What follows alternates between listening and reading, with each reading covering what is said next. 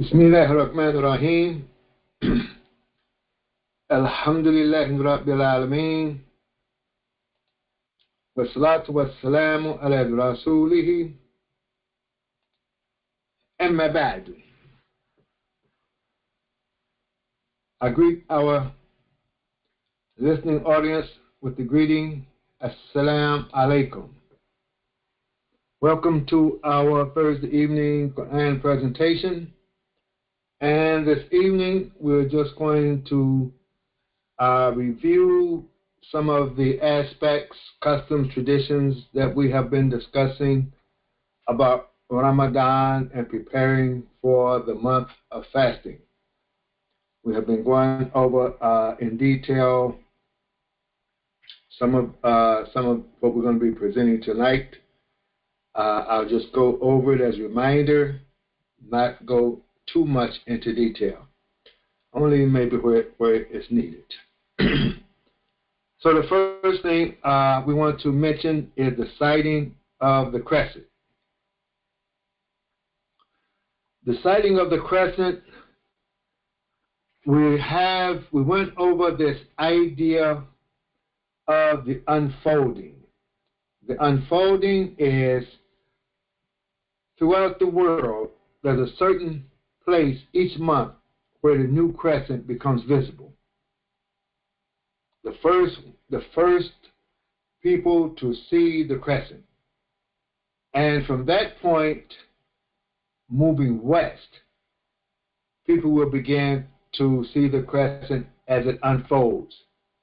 Similar to when the sun is rising and the Fajr prayer begins, it begins to move west. The time begins to move westward, and the people west of that first point will begin to see the sun will begin to rise, and they will begin to have the Fajr prayer. And this is an idea that we have to develop in as a community, as a group, even as Muslims throughout the world, that this idea has to unfold.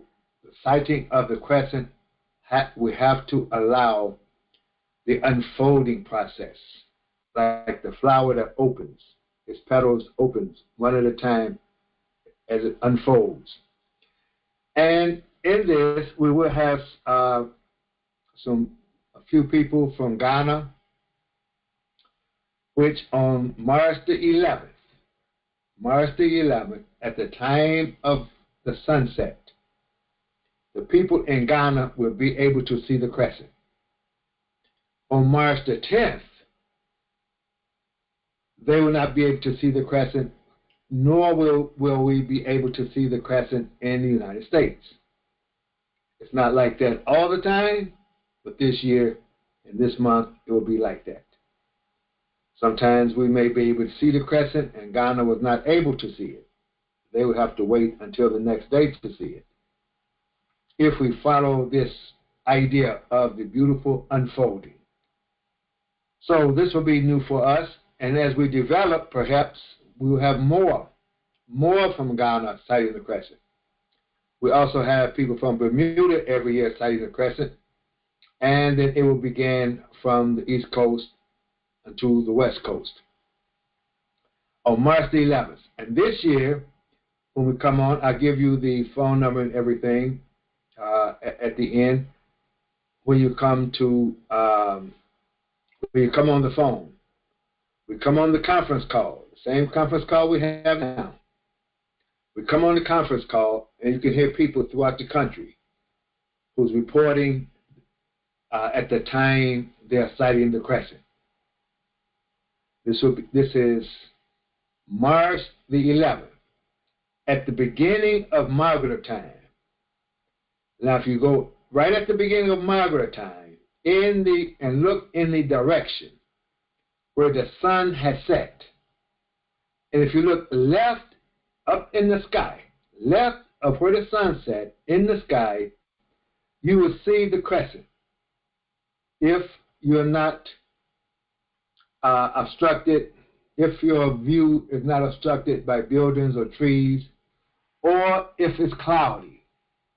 If it's cloudy, then perhaps you will not see it. Other than that, if you're in the United States, you will see it. It's just that simple. It's not complicated. It's very simple. The rituals that we have in this religion, they are for the common man. The common man, the common woman to perform.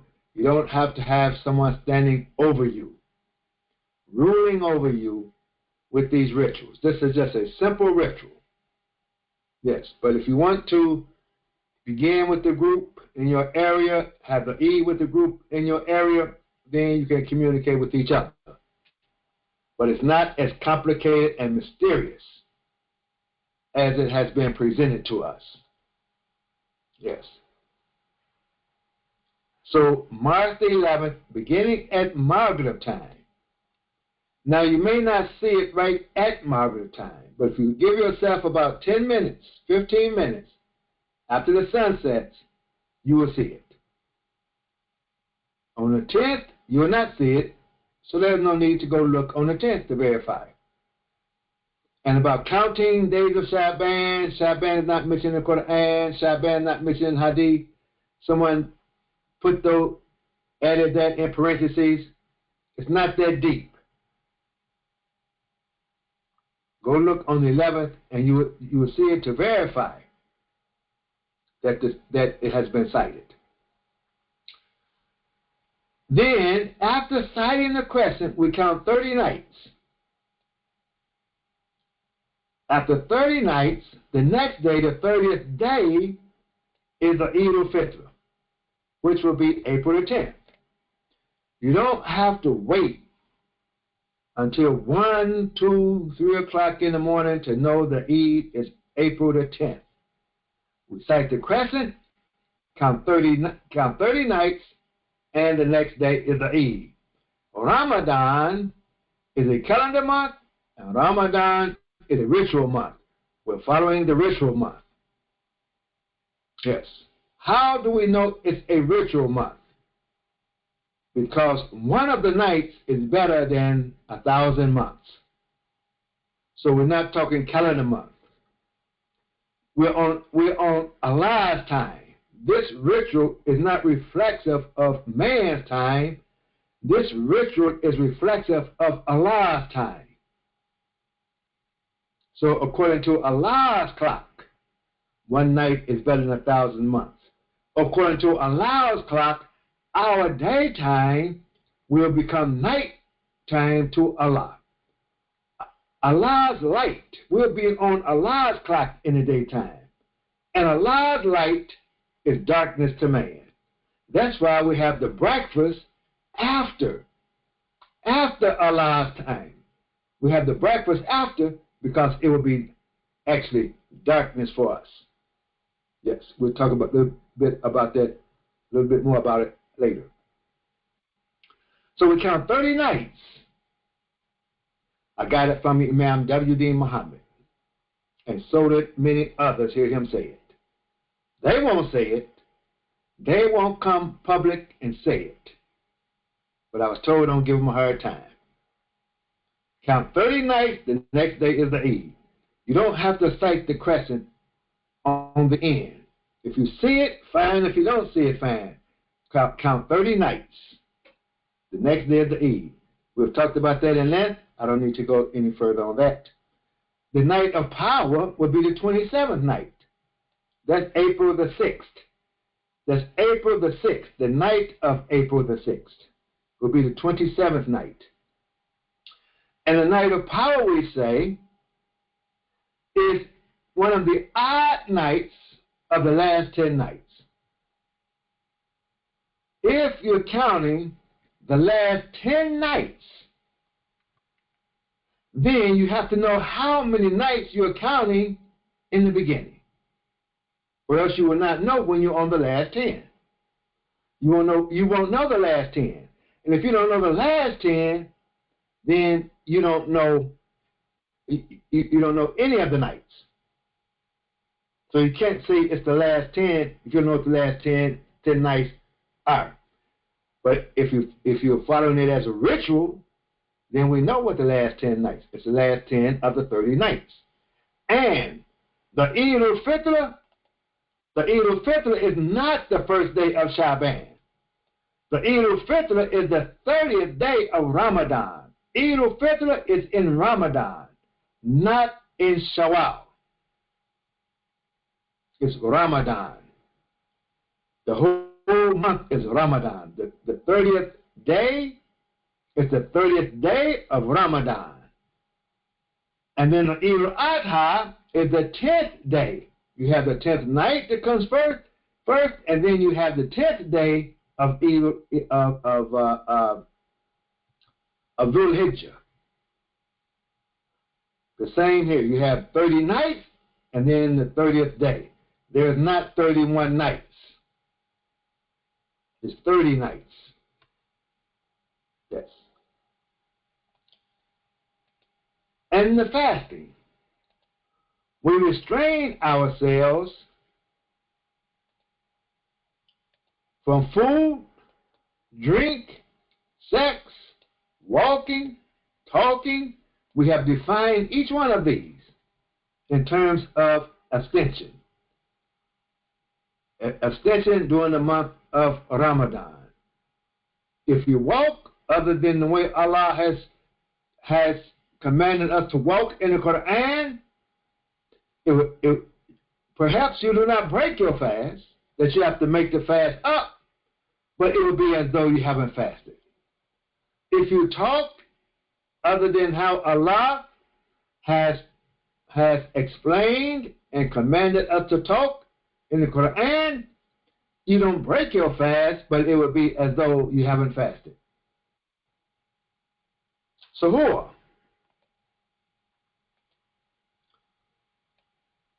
Suhoor is a light meal before Fajr. And this light meal can be taken with dates and water or a piece of fruit and water. Suhoor is a ritual meal. We went over this before. Let me go over it again because this is new to many people. Suhoor is the name of the meal during Ramadan. The name of the meal is suhoor. Suhoor is not eating and drinking any and everything. That's not suhoor. Otherwise, we wouldn't call it suhoor. Suhoor is the meal that we take right before Fajr. It means to awaken or to alert, to become alertness. This is the meaning of suhoor. So the suhoor meal is a light meal of dates and water right before Fajr. Now, you can eat and drink. You can eat and drink throughout the night. But I know many of you are not going to be disciplined enough to eat and drink, let's say, and then the last third of the night you don't eat or drink, and then right before Fajr you have suhoor. But if you eat and drink, if you have to have your oatmeal and your coffee to make yourself alert, then you eat and drink that, and then give yourself time. Make sure there's little time, sometime between suhoor and Fajr, and your eating and drinking. Eat and drink, and then give yourself some time between the two, and then have your suhoor meal. And make intentions for suhoor. Similar to wudu. Let's look at wudu. We say wudu is cleansing,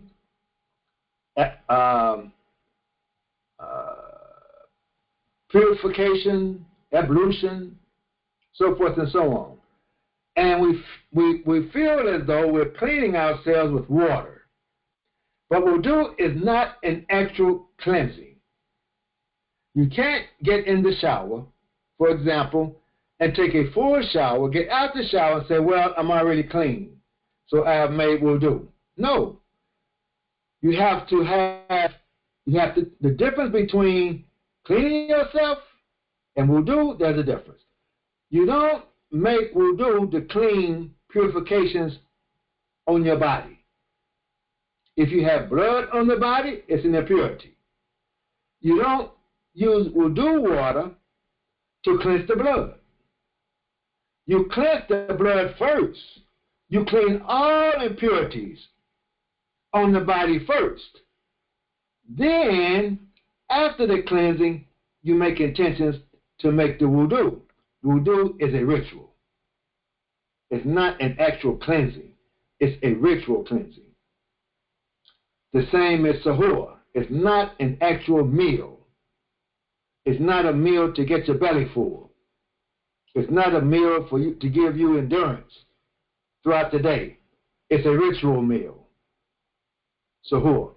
So allow yourself time to differentiate between your eating and drinking and your sahur. Now, another example. We have in the Quran, it mentions the Salat, and then it mentions Quran al-Fajr. You read the Quran first in the morning. We should read the Quran, have a reading of the Quran before Fajr. Then we make Fajr. So I would say, because I know many of you not going to agree with me, but that's okay, that let the Quran cause your alertness. Let the Quran in the morning, let it be the thing that makes you alert, that awakens you. Then go to the prayer Fajr. That way you don't go to the prayer Fajr half asleep. Let the Quran awaken you, alert you. So have your eat and drink during the month of Ramadan, then read the Quran, and then have sahur. Now, all that I'm saying, of course, I can show you references for my thinking from the Quran and the Sunnah of the Prophet. So between eating food and drink, that's the sahur. Read the Quran between eating and the sahur meal, which is a light meal of water and dates, or water and a piece of fruit, or whatever Allah has created, not something that you have cooked or prepared. Eat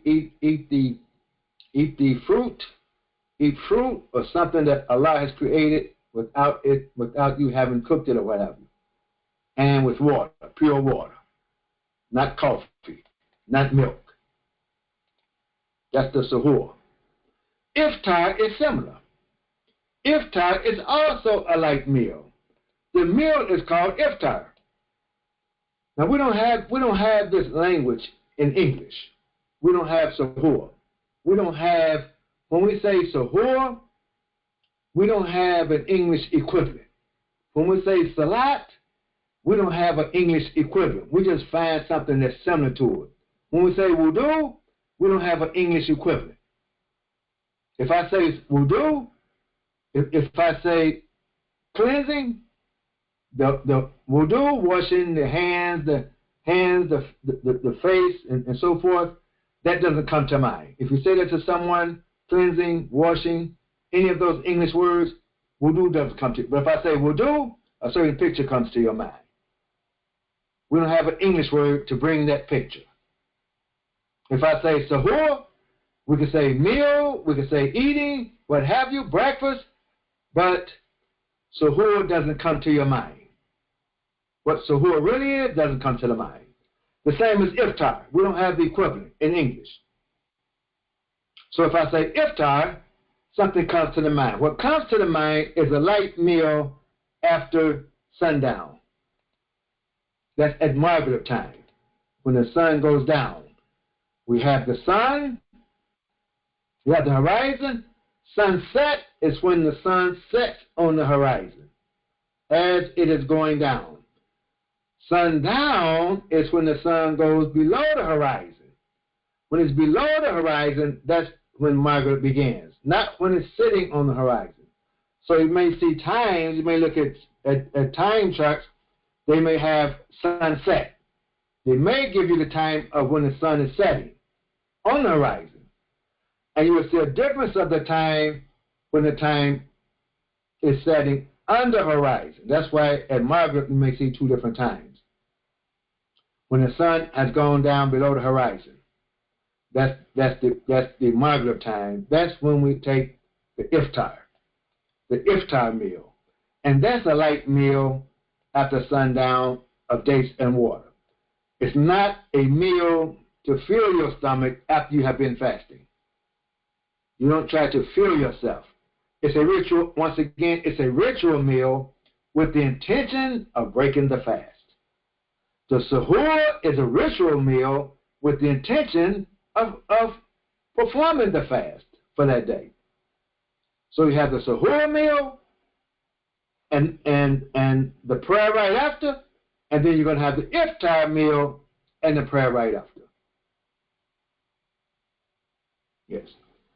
Then you can, after you have the prayer, that allows a gap of time between the iftar and your food and drink and the meal that you want to eat from that point up until the time of in the morning before suhoor. So you have two similar meals. And when you break the fast, dates and water or a piece of fruit, not prepared foods. Yes. You can pray the Maghrib prayer, then eat and drink. Those who are exempted from the fast, and Allah has given exemption for certain people who, from fasting, you can read about the details of that in the Quran and, of course, in the Hadith or the Sunnah of the Prophet about who is exempted from the fast. Those of you, there are many of us that are up in age now. Many of us, when we started out in this religion, we were young. And many of the teachers of Islam, they still teach convincing, pushing people to fast who really may not have the discipline. They may not have the spiritual discipline. Some of the things I'm saying tonight, you may not have the discipline for it. But I'm not here to follow up with anyone to see if they're doing what I'm saying. But we teach in a way to convince people to fast. I'm not teaching that way tonight. I'm not here to convince you of anything. I'm talking here to the believers. Those of you that are not believers right now, I'm not talking to you. I'm not trying to convince you. I'm not trying to win you over in an argument. And I'm not trying to deal with your laziness. I'm just here teaching. So there are some of us who are up in age. If you find fasting is difficult for you, the believers, then you are exempted from the fast. And being exempted from the fast, you should feed someone daily. Feed someone daily. And you determine how or what you're going to feed daily. I'm not putting a price on it.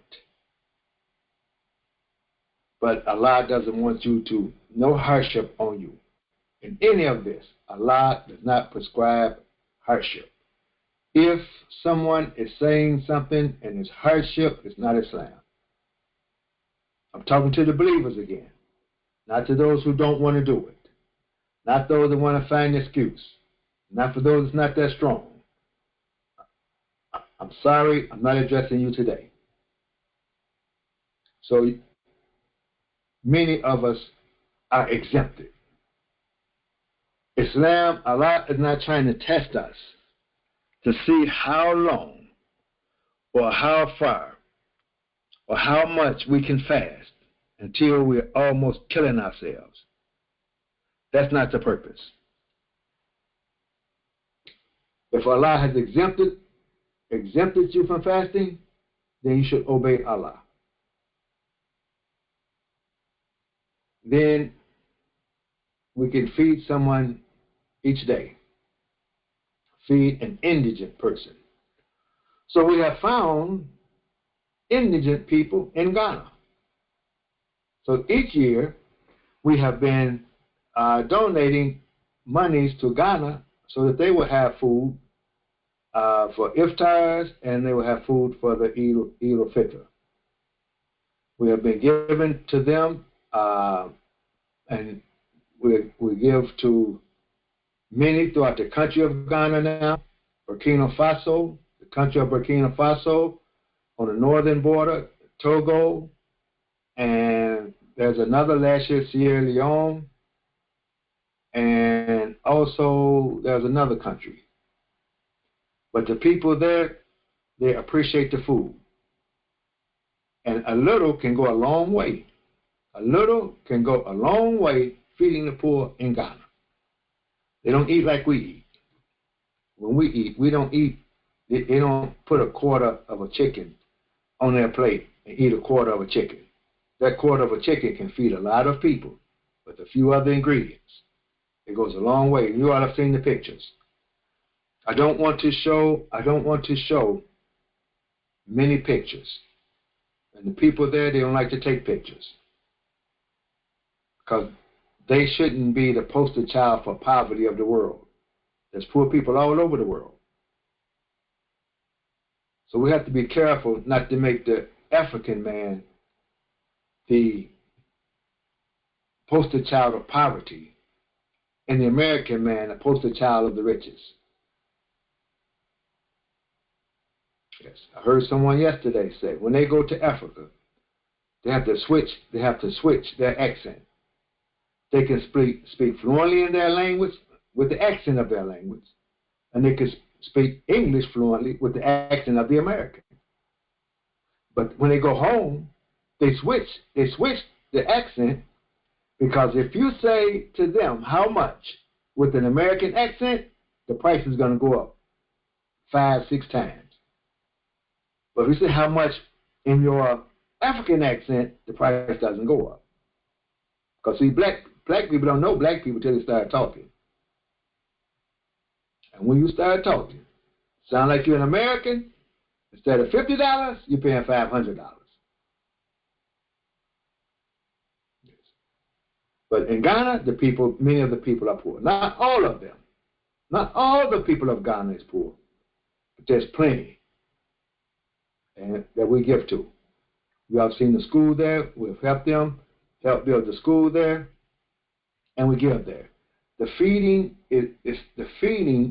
is more important right now for them than the school. Education is important, very important. But water is important also. Food is important. But it's hard to educate a man that's hungry. So we want to make sure that people eat. To share with you, I was walking through in the town in Ghana. This goes all over the world, so it goes into Ghana too. So poor people, we shouldn't call poor people poor people.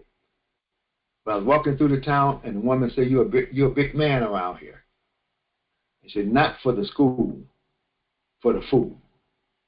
Just to show you how much they appreciate the food. We have found some people that we're from. They're us. We're them. That's where we're from. We're from West Africa. So that's us.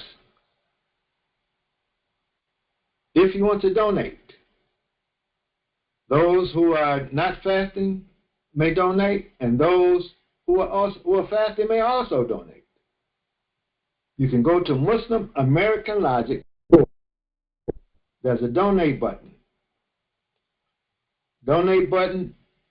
You can donate through PayPal. Hit the donate button. All the money that's being donated to Mali this month will go towards feeding the needy. Not only in Ghana, but in America too. They're homeless in America. We find ways to feed them also. Make sure they get a meal. Here in America, but in Ghana. We do a lot in Ghana. Yes. Just hit the donate button and make the donation. You can determine how much a day. I'm not here to tell you how much they could live on. You determine how much a day you would want to feed someone.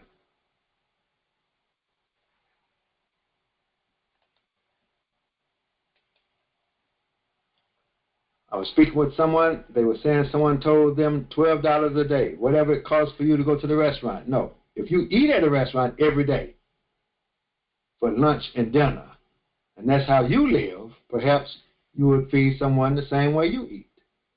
But I'm not even suggesting that.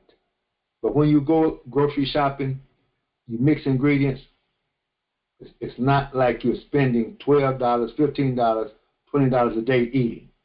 If so, fine. But you decide. But you will be, whatever you give, I guarantee you, whatever you give, a person will be getting a meal out of it.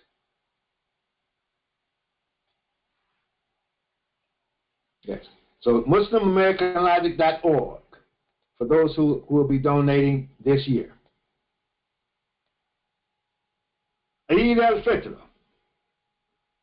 Break the fast of Ramadan before the Eid prayer. So Ramadan is still Ramadan during the night. Ramadan does not end. The month of Ramadan does not end the evening before the day of Eid al-Fitr. That does not end the prayer. That does not end the ritual Ramadan. The ritual of the fast, I'm saying, the ritual of the fast is the day of the Eid, based upon the Sunnah still. The breaking of the fast of Ramadan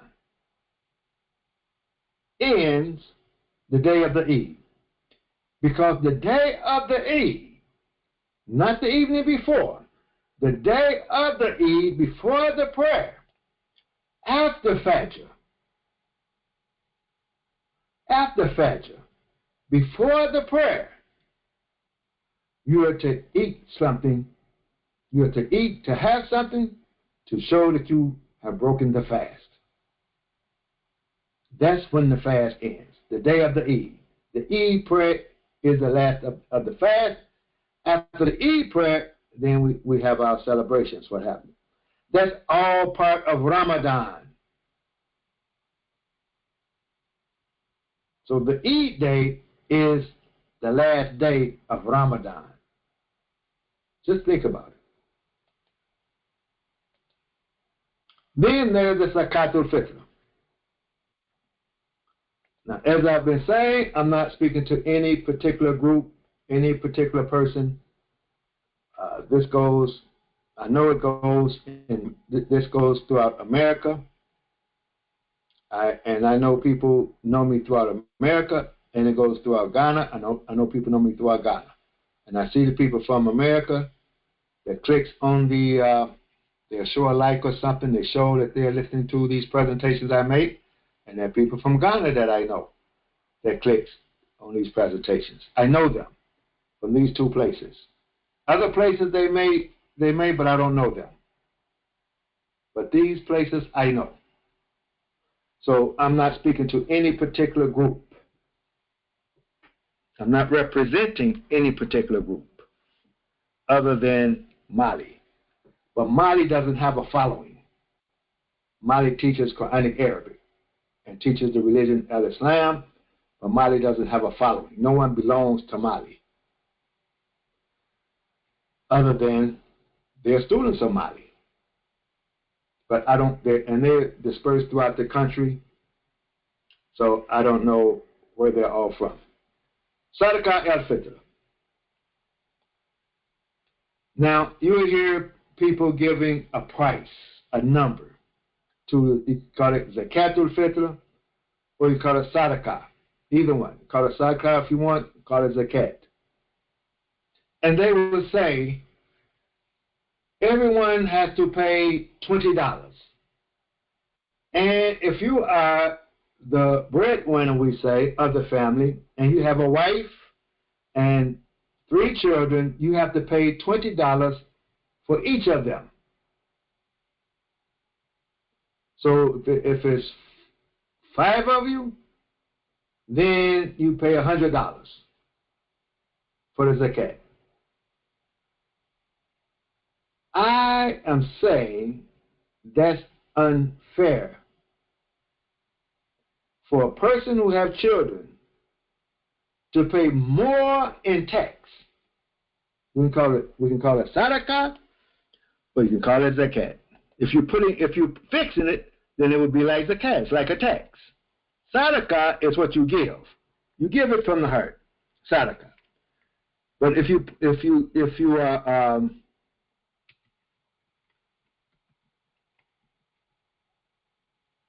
let's put it like that. If you're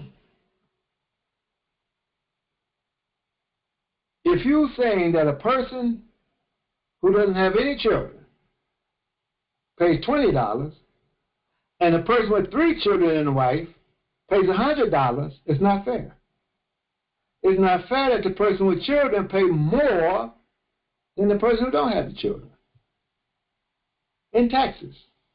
It's not fair. So I heard someone last year explaining, and it made perfect sense. I've always thought that it wasn't fair. But he gave a good explanation. See, I'm a lover of knowledge. And when I get knowledge that applies to the body of knowledge that I have, and it fits, and it's supported, I accept it. I don't do all these background checks that I see some people doing. Well, I can't take it from him because he's a white man. I can't take it with him because he's a Sunni. Or I can't take it with him because he's a Shiite. I'm a lover of knowledge. I don't know everything, but if it fits into my body of knowledge and advances my body of knowledge, I accept it. And I don't learn a person's name so I can quote it. I accept it, just like I'm eating food. It gets into my stomach. It's distributed throughout my body. It gets into my bloodstream. After a while, it's me. It's no longer that food that I took. It's now saline. It's part of Celine's body, and whatever I don't use, it goes out as waste. That's how I am with knowledge. I take it in, I use it, I borrow from it, and whatever I don't use, throw it out as waste, and keep that's good, and then it becomes saline. Therefore, I don't need to quote anybody. I don't have to remember to quote where I got it from. I read too much, I hear too much to be quoting. So, the person, he says, you have a 10-pound bag of rice, let's say, for example. Now, I'm not quoting him. I'm giving the ideas I got from him. So I have 10 pounds of rice, and I have a wife and 3 children.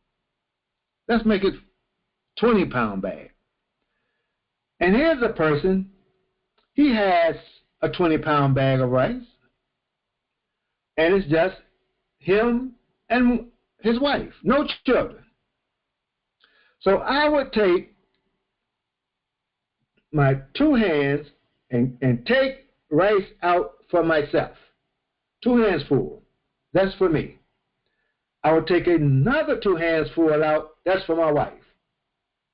I would take another 2 hands full out, or 1 hand or 2, for the children, each child. I take so much rice out for each child.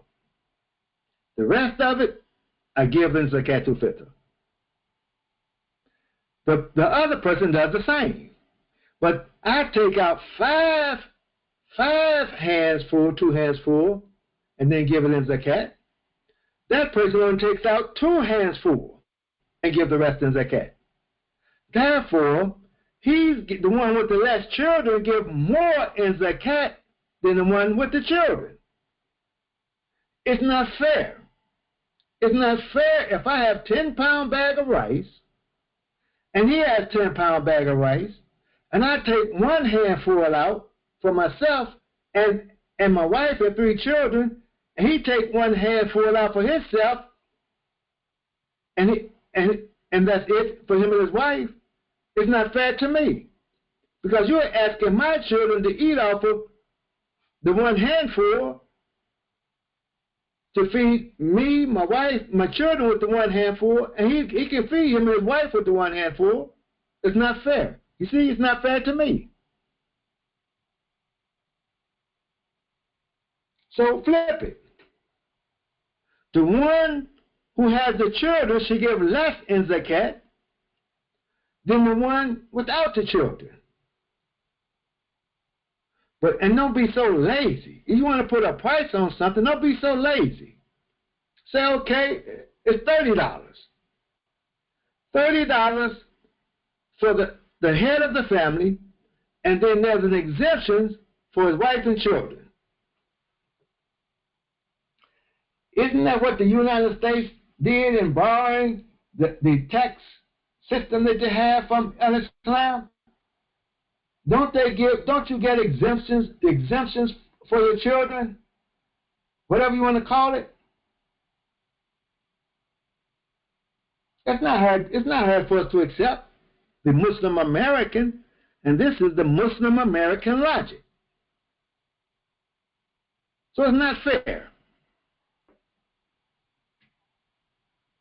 So if it's $30, the $30 for the breadwinner, the $30 for those who have income, however you want to do it, put your income together.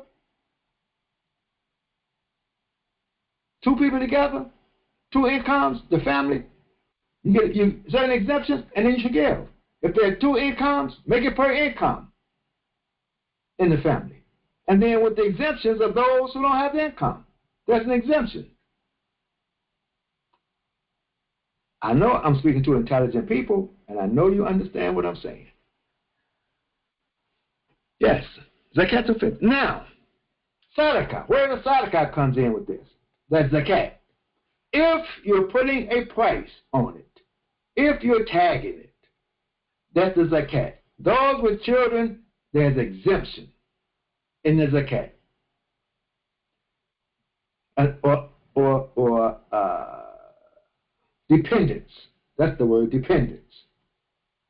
So someone would make it very technical, say that's not my child. Dependence. Now, if you want to say, we're with the group, we're with the masjid, we're with a community of people, and we want to have something nice for the children. We want to have a carnival with rides and things, games. We want to have a nice celebration for the children. That comes under sadaqah. You can have a sadaqah, you can call it contributions. That's what sadaqah. You have tax in America, and you have contributions. Tax and contributions. So you can give sadaqah or make contributions to be sure that all the children in the community will have a nice, joyful Eid. It doesn't come under zakat al-fitr. It comes under your contributions. Your contributions be over and above what you pay in the zakat. Now, once again, those of you that don't want to do it, I'm not here to convince you. I'm not here to convince you. I'm not here to argue with you. If you're not disciplined, if you don't have the spiritual discipline, because Ramadan really is a very rigorous spiritual discipline month. And if you don't have it, and you can't make it, just work on it. But I'm not here to convince you, to argue and convince you. And I'm not here to follow you up. I'm called the teacher. I'm just here to teach. But I'm not talking in a vacuum. I'm talking to my people. So yes, make contributions. Yes, zakat and contributions.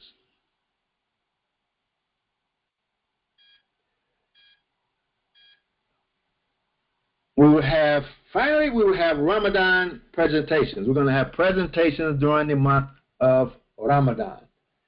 Every morning at 6 a.m. Eastern Standard Time. 6 a.m. Eastern Standard Time.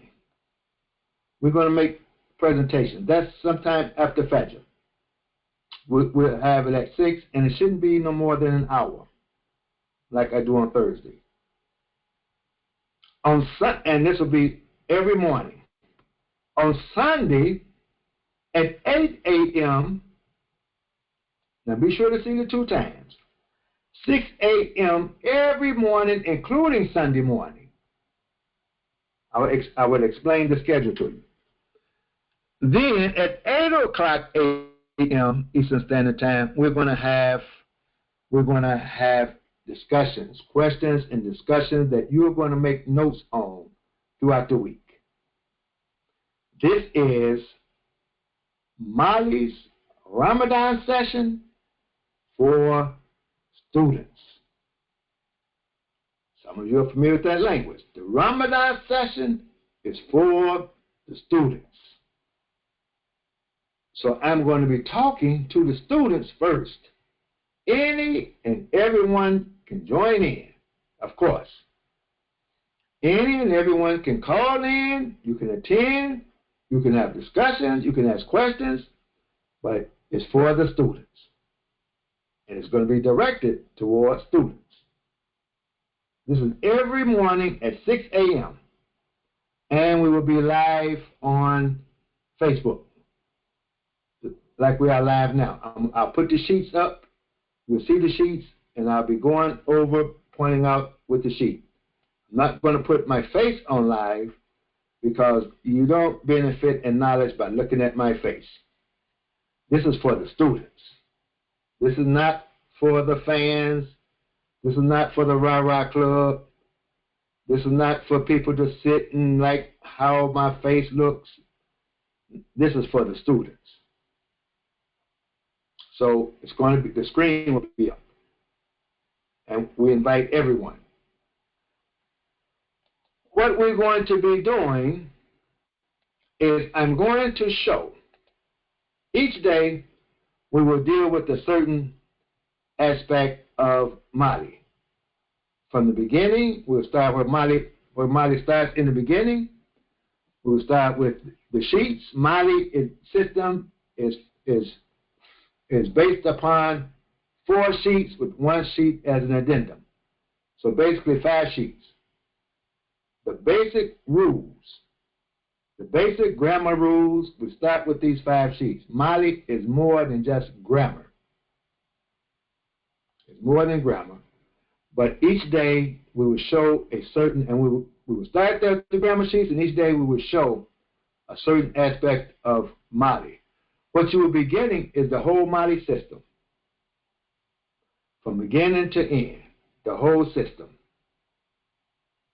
And the whole system will be left for those that want to teach, the Mali students, that wants to teach or follow the system or use the system.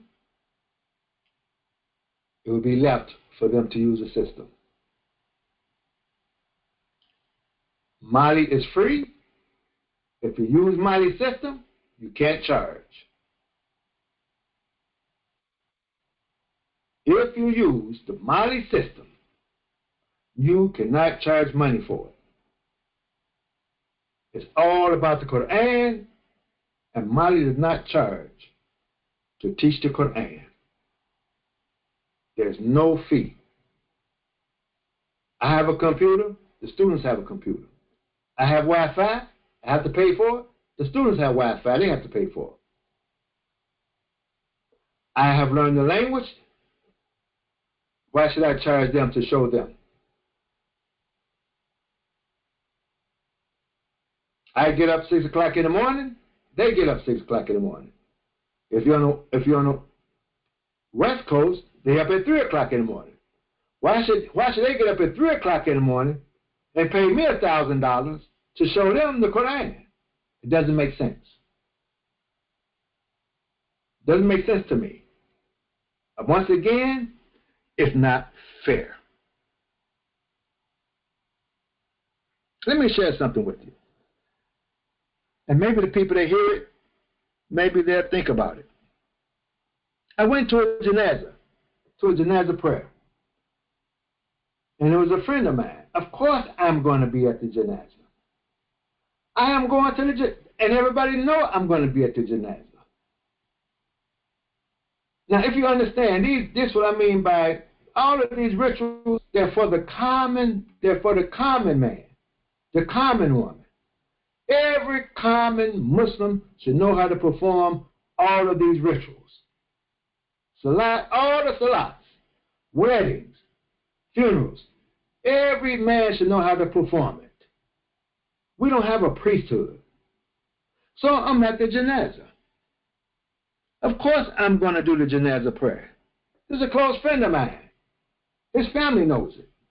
Everybody knows it. So all you have to do is say, Ma'am Salim, would you lead us in the janazah? I can't say no.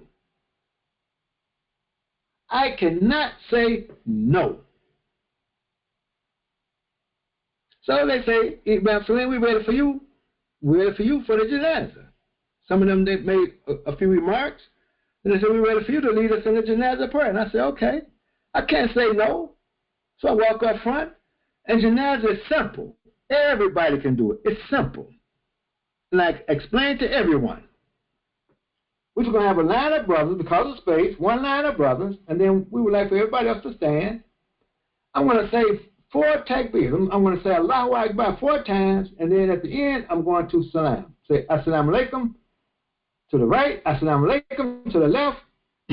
For those who don't know, we have family members at janazahs. They don't know, but I didn't make them feel uneased. So everybody stand. You ask everybody to stand, everybody is standing. 4 takbīrs and salam. So when I'm leaving, the funeral people say, hey, here's something for you. They give me an envelope with $200 in it. $200 to lead the janazah prayer. $200. You don't pay me $200 to lead janazah prayer. But I don't say, no, thank you.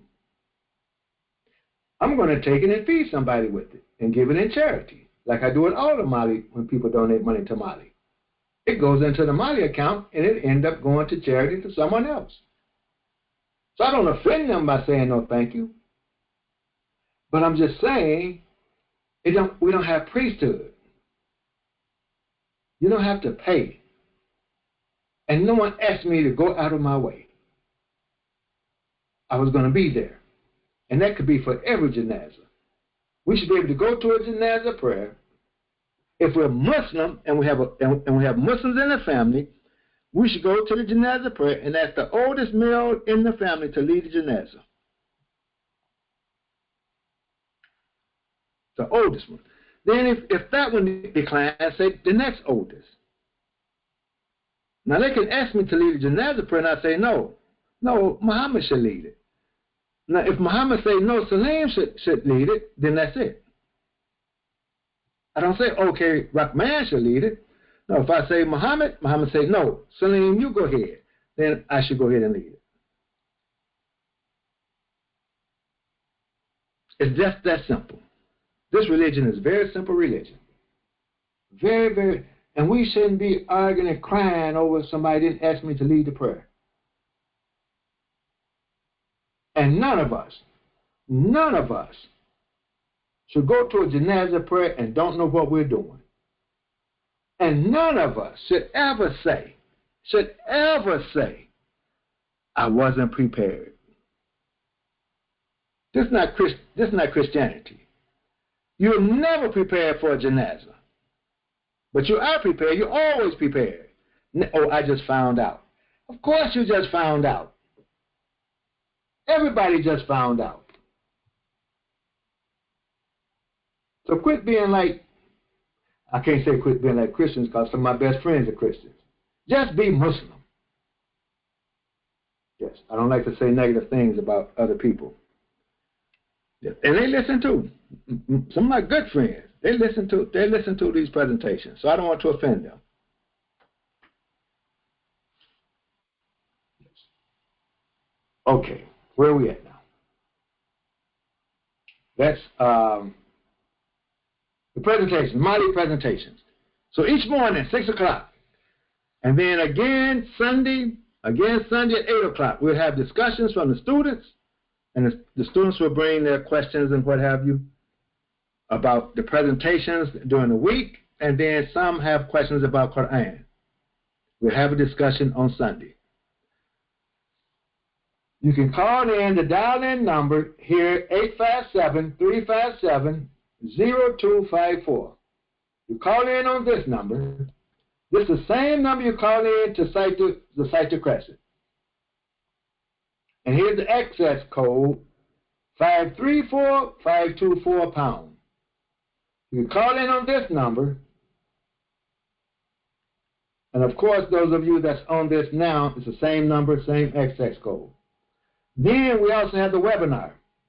We have the webinar is you can see what I have on the screen as I'm presenting, or you can call in to this number and be on Facebook.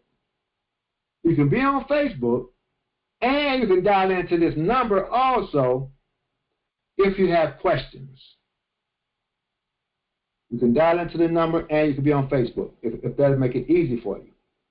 Now, the questions is just the number. I won't be on Facebook for the discussion. And during the morning sessions, I will be on Facebook during the morning session, but there'll be no discussions. Questions and discussions are only on Sunday. But this is the dial-in number, and this is the webinar. This is the URL to the webinar. Click on it. You can click on it, put this in, and follow the prompts. And then you can see the screen and talk to me at the same time, especially on Sunday, if you want to have a discussion in the afternoon. This is the same number, phone number, and access code for Sighting the Crescent on the 11th also. And if you want to come on the screen, you can come on the screen. I will be explaining. I will help anyone that wants to know how to sight the moon. You come on the conference call, and you just speak up where you're at, what time it is. I'll show you how to go outside, look in the sky, and see the crescent. You can go right outside, unless there's a building obstructing your view or a tree. You go right outside, look in the sky, and you'll see the crescent. It's just that easy. So I thank you for your time. Alhamdulillahi Rabbil Alameen. Assalamu alaikum.